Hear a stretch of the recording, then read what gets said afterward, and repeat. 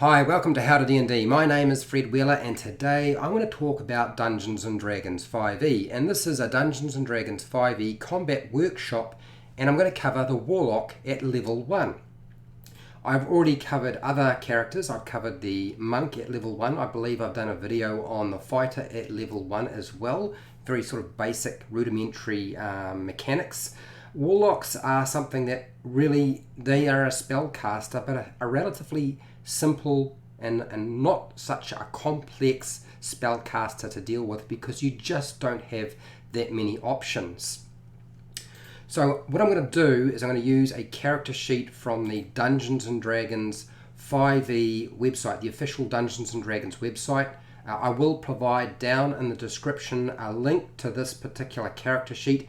So all of my numbers and specs that I'm using for the character that I'm playing right now are taken from the sheet. So if you have any questions with regard to the numbers that I'm quoting or using, then that's where you'll find your information to corroborate that's how it's supposed to work, or that's characters' stats are. So all of that's there, will be provided. And today we are going to jump into our first lineup, which is basically a small combat encounter with some skeletons. And I'm going to open up our scene as I normally do with a short description, and then I will go through the process of running a combat.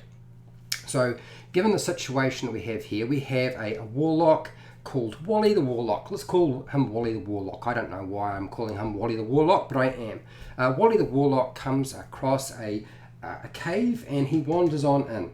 And he's wandered into this cave and he's exploring the location. He's noticed that there seems to be some boulders in different locations around the cave, and there's some bones that are scattered everywhere.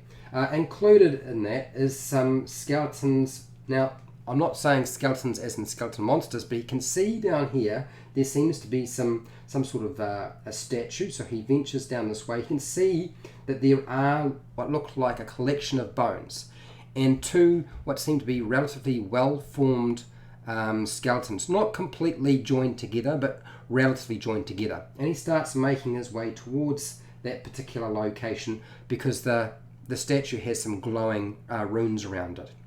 Now, while he's doing that, suddenly the bones start to knit themselves together and pull themselves up. And there's a horrible grin on both of their faces as they seem to draw what look like a bunch of very rusty, old-looking swords from the rubble and the bones that are around them. So this is our opening scene. They are wearing what looks like scrappy bits of armor. It's not complete. Obviously, their bodies have been lying there for some time, so they're pretty much decomposed. So we're going to roll initiative like we always do. I'm going to use the black dice to represent the initiative for our skeletons over here. Now, I'm using the skeleton from the Dungeons & Dragons Monster Manual 5e, but I'm actually using the stat block straight from the back of the Lost Mine of Phandelver for anybody who was wondering what's an easy way of getting hold of those sorts of things. You can also download the DM guide to access that sort of stuff if you wanted to. So we roll a 20-sided dice. We add their initiative modifier, which is their dexterity modifier. It's a +2 for the skeletons. So I rolled a 14, I add 2 to that, and that comes to a grand total of 16. So that is their initiative. I'm going to place it right here so you can see it clearly. Hopefully you can see it clearly. So their initiative has been rolled. I'll just put the miniatures up because they are actually standing now. And now I roll for our Wally the Warlock. He's going to roll a 20-sided dice. His initiative is a +2 because his dexterity modifier is a +2. So I roll 20-sided dice. I rolled a 6. It's not very high. Okay, so 6 + 2 is 8, and hopefully I can find the 8 relatively quickly. There we go. All right, so I'm going to place Wally's initiative over here. So you can see he's scored a lot lower than the skeletons.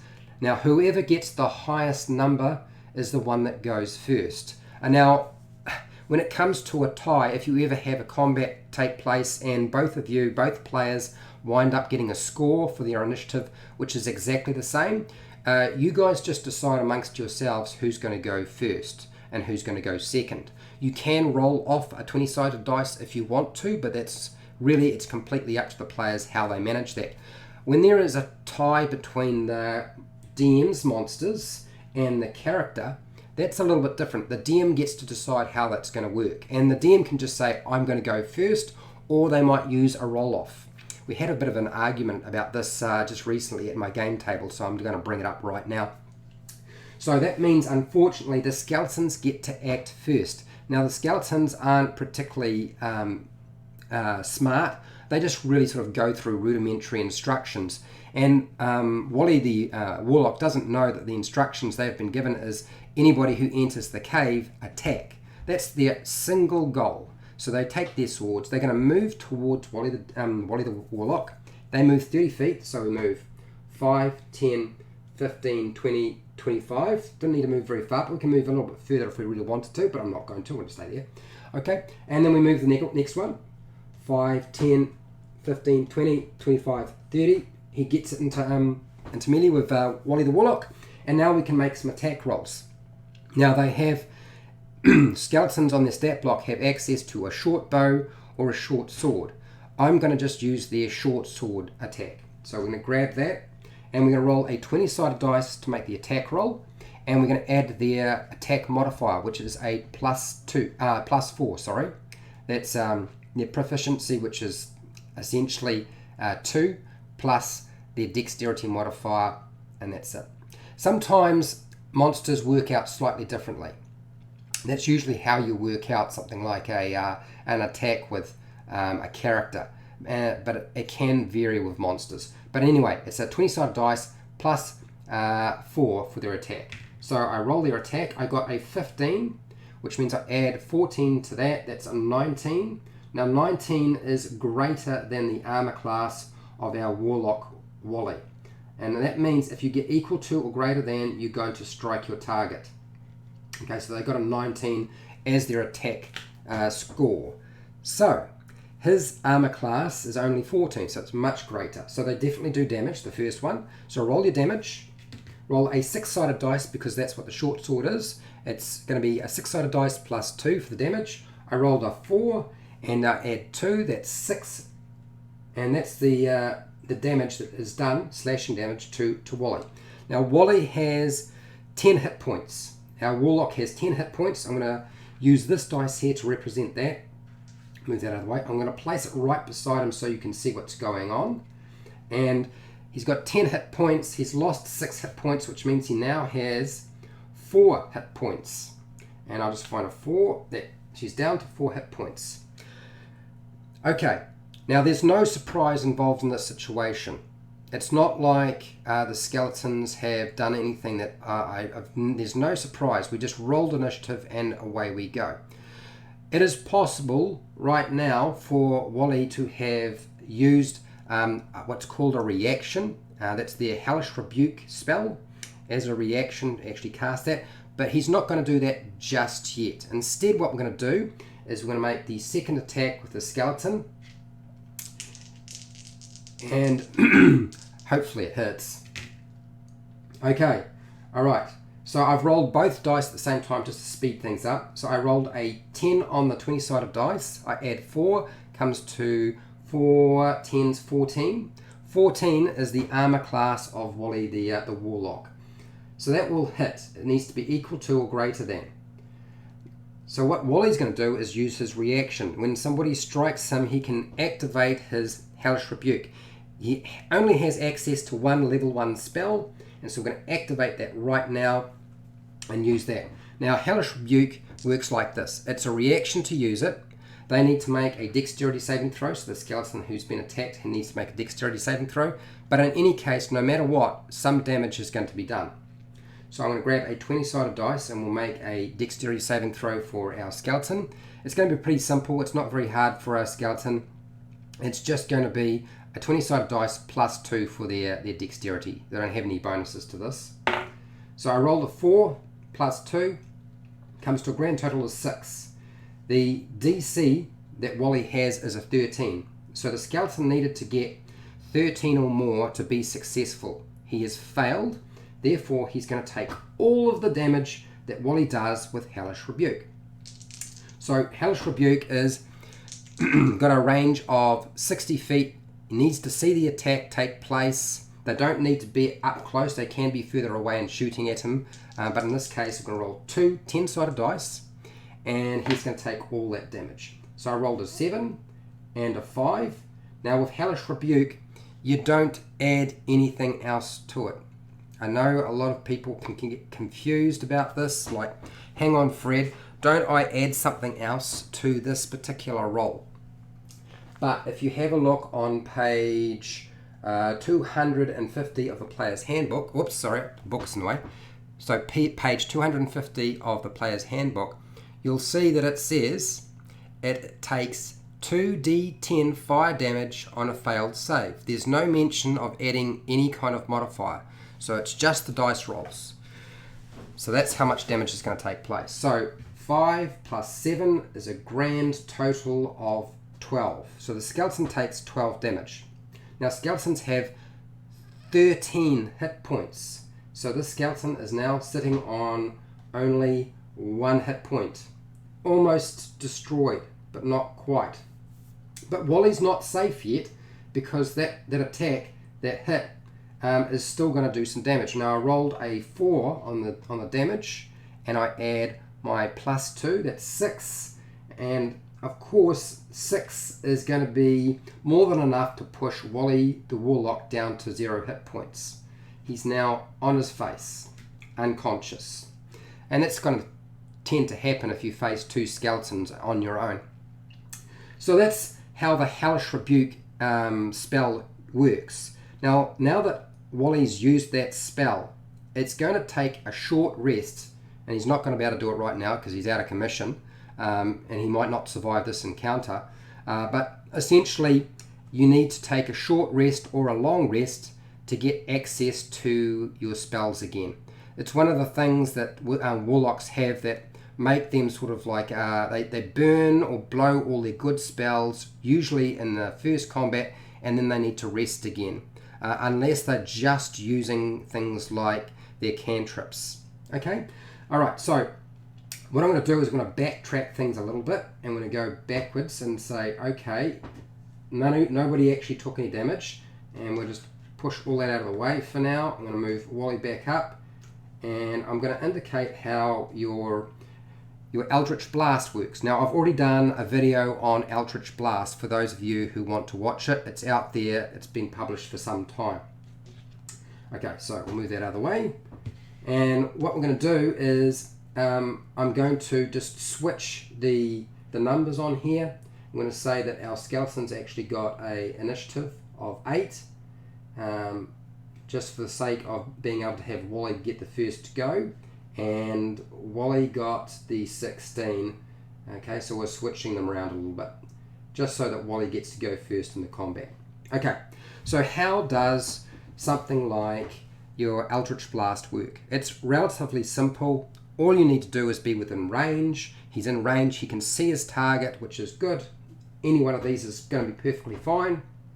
There might be some cover involved, but all you need to do is move to make sure that there's no cover involved. Okay, very, very simple. He's within range, which is 120 feet, and what we're going to do is we're going to roll, it's an action to perform the spell, so we roll our attack roll, because it's a spell attack roll. You're adding +5 for Wally, because it's your proficiency modifier, plus your charisma modifier for casting spells with a Warlock. So we roll our 20-sided dice to make our attack first. Actually, oops, wrong dice, over here, back over here, grab that one.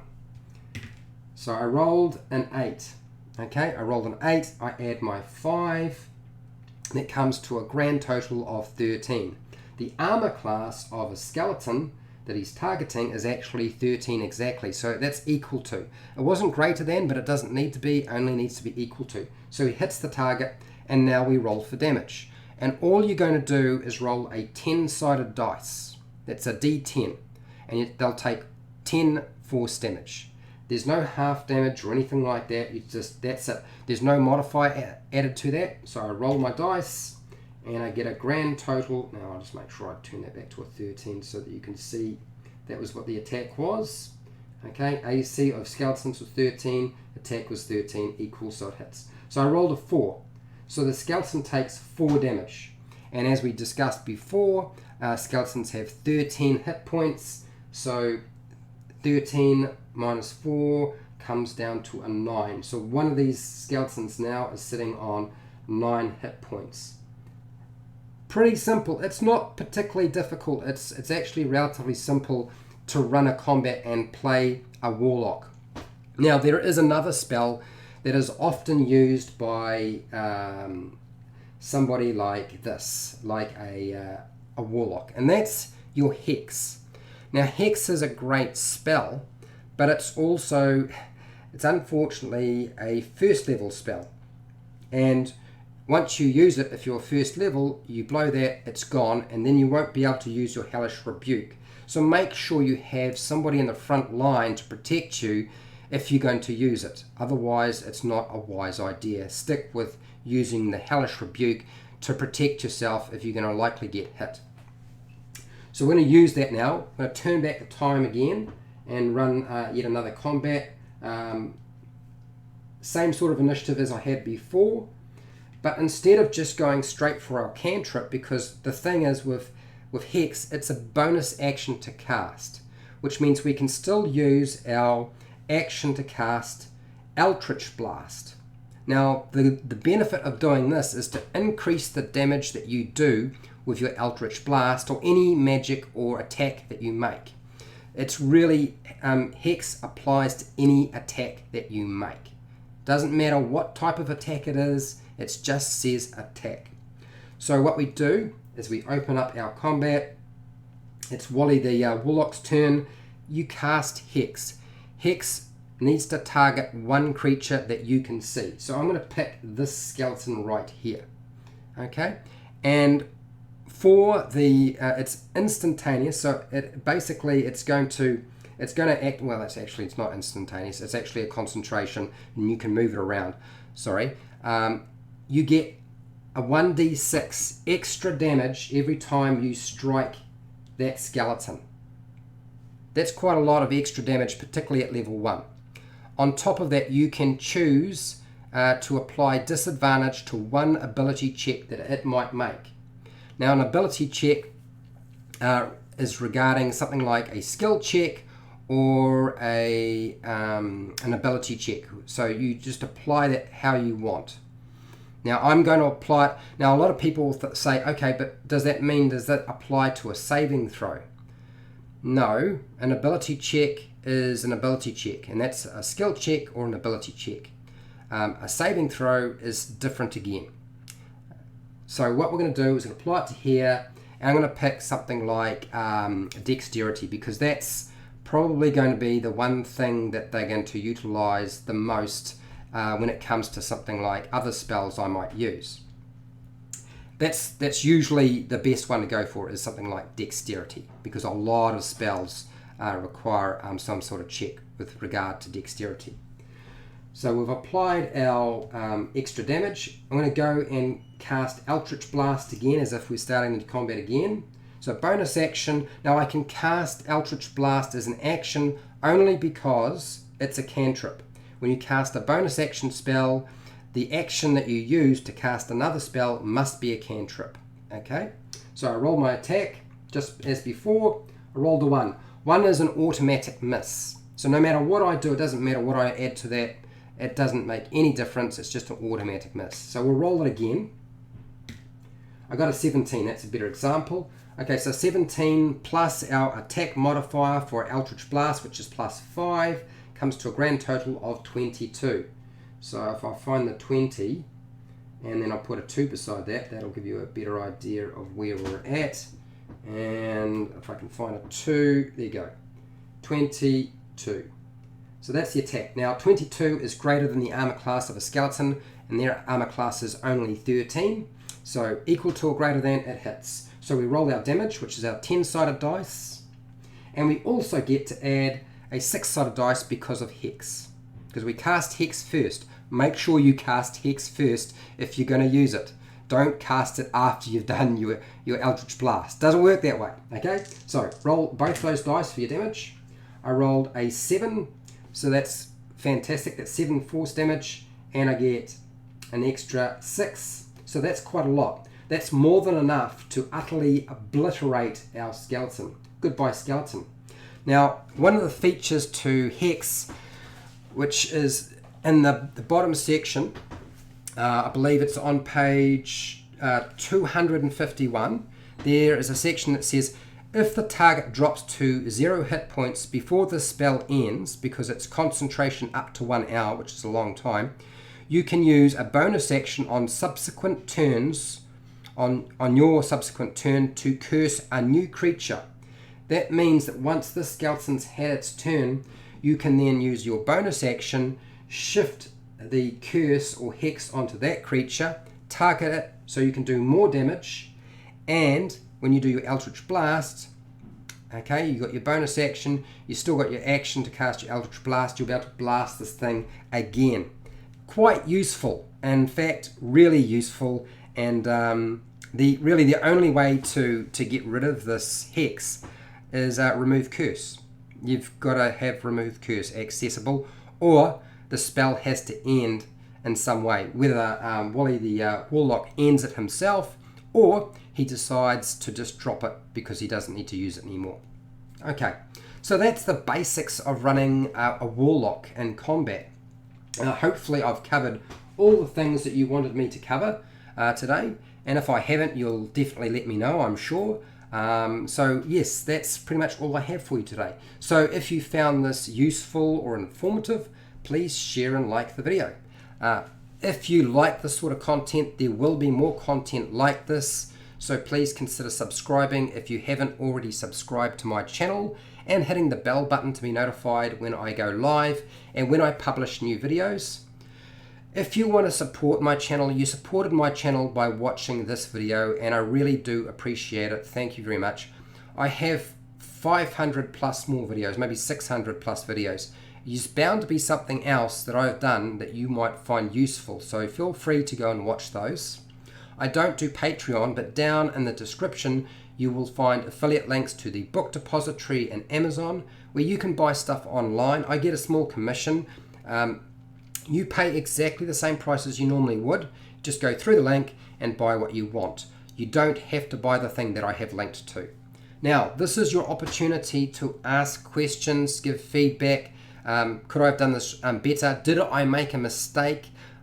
Very hard to get everything completely right during a live stream, but yeah, this is your opportunity to ask questions. If you're not part of a live stream and you're rewatching this, you can certainly ask me questions down in the comments section.